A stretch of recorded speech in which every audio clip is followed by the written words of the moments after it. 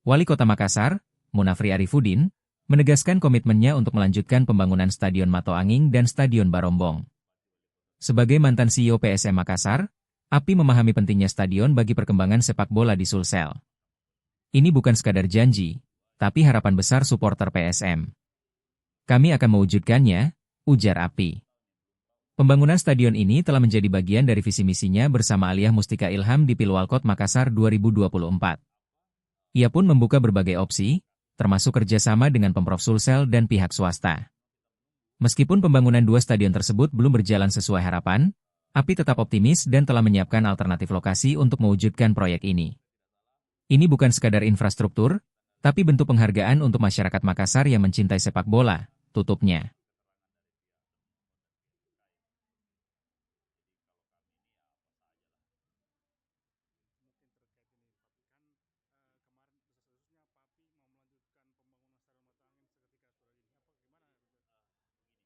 Download Tribun X sekarang, menghadirkan lokal menjadi Indonesia.